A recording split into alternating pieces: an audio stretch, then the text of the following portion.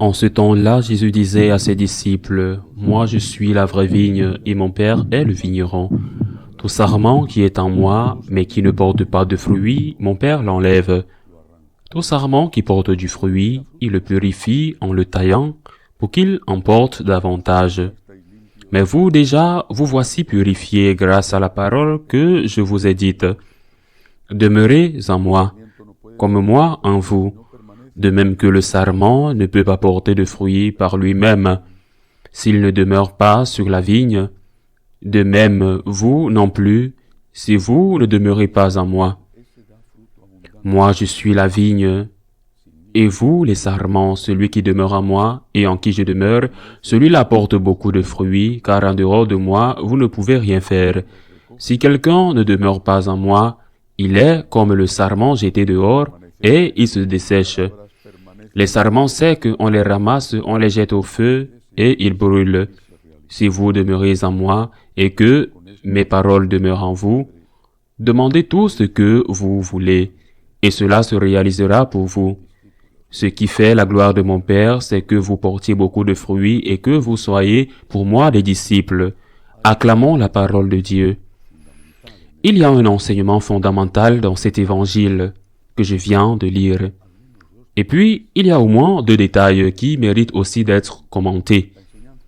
L'enseignement principal est, comme le dit Jésus, « Sans moi, vous ne pouvez rien faire ». Le sarment qui n'est pas uni à la vigne est mort. Nous ne pouvons pas porter de fruits. À partir de là, nous devons aller de l'avant.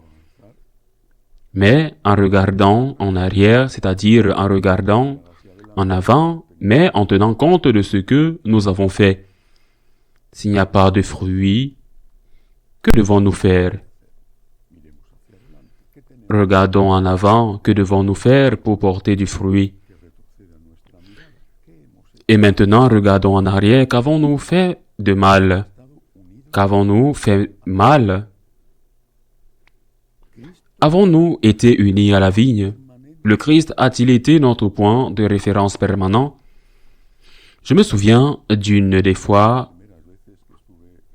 premières fois où j'étais au Guatemala, un pays où je suis allé plusieurs fois, où j'ai même vécu plusieurs mois. Un pays que j'aime beaucoup. On m'a fait visiter presque dès le début une belle ville. Elle s'appelle l'Antigua, l'ancienne. Et en me promenant dans les petites échoppes où l'on vendait les tissus colorés fabriqués par les indigènes de ce pays, avec une tradition millénaire, j'ai été frappé par le fait que tous avaient la radio allumée. Ils l'écoutaient pendant qu'ils s'occupaient des touristes. Des clients, la radio était toujours allumée. On allait d'une petite boutique à l'autre, toujours la radio allumée. Et que, dans presque tous les cas, il s'agissait de radios protestantes. C'est un pays où, si ce n'est pas déjà la majorité, c'est très proche d'être la majorité. Ce sont des gens qui sont dans différents types de sectes. Sur ces stations de radio protestantes que presque tous les vendeurs écoutaient à leur manière, avec leur discours. Mais bon, ce n'est pas quelque chose qui me convainc, ni le fond ni la forme, mais ils parlaient de Dieu, ils parlaient du Christ. De cette manière, ils parlaient de Dieu, ils parlaient du Christ. Si vous écoutez une station de radio catholique, à l'exception par exemple de Radio Maria, et probablement d'autres, le plus probable est qu'il y aura un programme religieux à des heures très opportunes, sans grands intérêts, alors que les vraies heures où les grands pourraient écouter la radio sont consacrées au football, surtout à la politique ou aux nouvelles de ce qui se passe. Ces programmes qui durent plusieurs heures, où l'on parle de toutes sortes de choses, des recettes de cuisine au ragot, et des programmes religieux dans une tranche horaire marginale. Je le sais parce que j'ai réalisé pendant 3 ans un programme religieux sur la radio des évêques en Espagne, à 15 heures. À 15 heures en Espagne. Beaucoup, mais pas tous. Mais beaucoup d'entre eux sont en train de manger, viennent de manger ou font la sieste.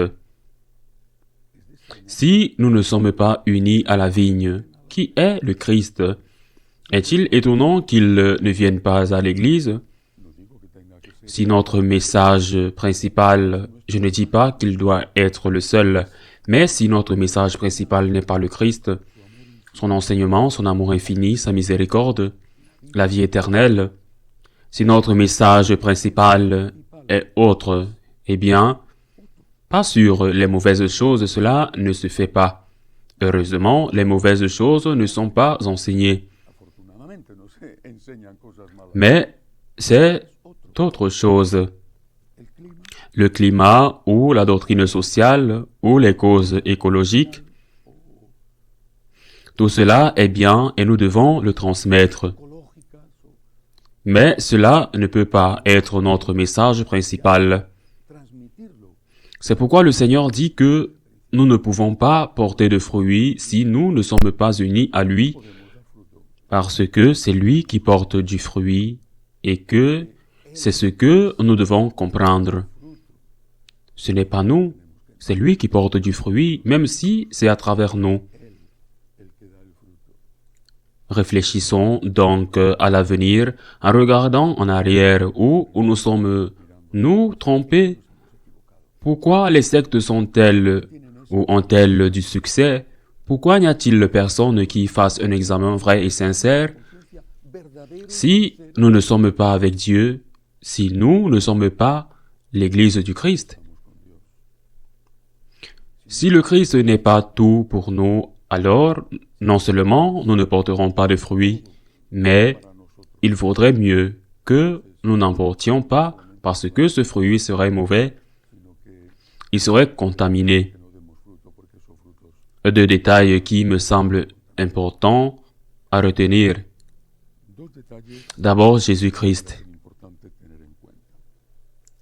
Il émonde toute vigne qui porte du fruit pour qu'elle en porte davantage.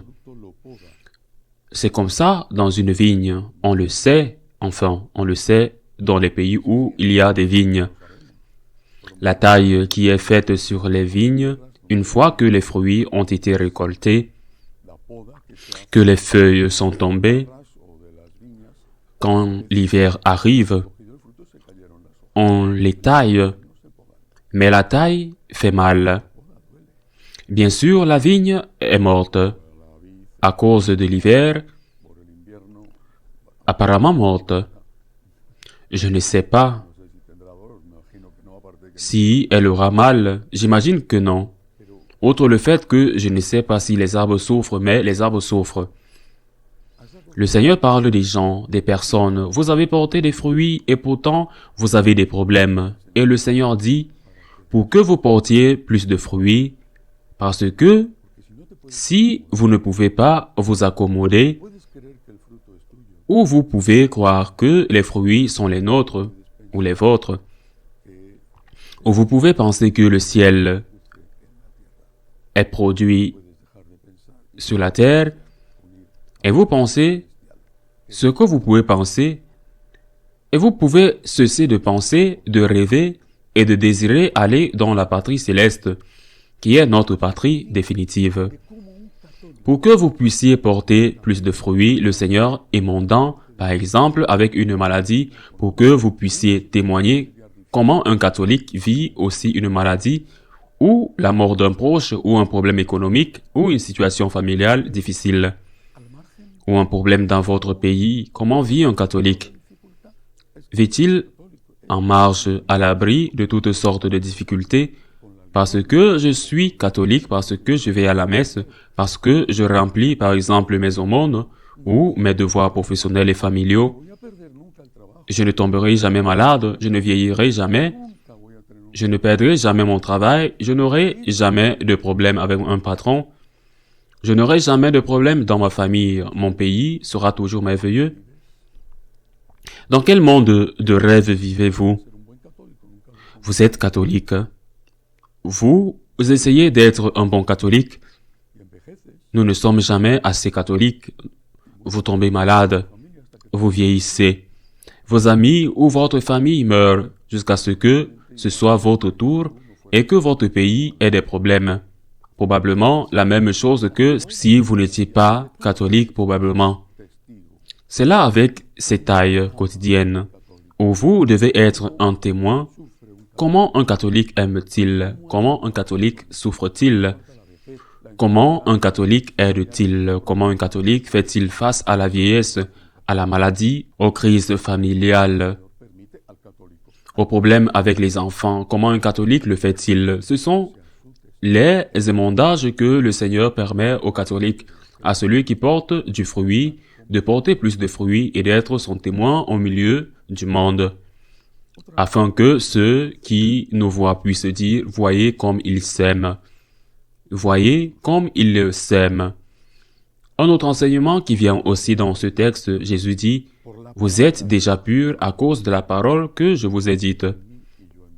Restez en moi et moi en vous. » La parole pure, dit Jésus, la parole purifiée. Mais qui est la parole? La parole, c'est lui. Il est non seulement le messager, mais le message. Écouter la parole de Dieu et ne pas la mettre en pratique ne nous purifie pas. Écouter la parole, accepter la parole, essayer de la mettre en pratique de notre mieux, cela nous purifie. D'où l'importance de la parole. D'où l'importance du message. Le messager est le Christ, mais le message est aussi le Christ parce que le message nous nettoie et nous purifie, nous lave. Si nous acceptons le message qui est le messager, et si nous essayons de mettre en pratique le message que le messager nous a enseigné, le Christ est tout pour nous. Il doit être tout pour nous. Et l'Église n'a pas d'autre fonction, pas d'autres objectifs, pas d'autre raison d'être rien d'autre que d'être le corps mystique du Christ dont elle est la tête. Rien d'autre que d'être ici sur terre pour rendre gloire à Dieu, c'est-à-dire pour nourrir aussi les affamés, ce qui est rendre gloire à Dieu, bien sûr. Mais rendre gloire à Dieu, apporter aux hommes le message, la parole du Christ, apporter le Christ aux hommes et apporter les hommes au Christ. Tout le reste, même s'il est important, est toujours secondaire. Si nous perdons de vue que le Christ est la vigne et que nous, si nous ne sommes pas unis à lui, nous ne sommes rien. Alors, nous constaterons ce qui se passe, c'est-à-dire qu'il n'y a pas de fruits. Ainsi soit-il.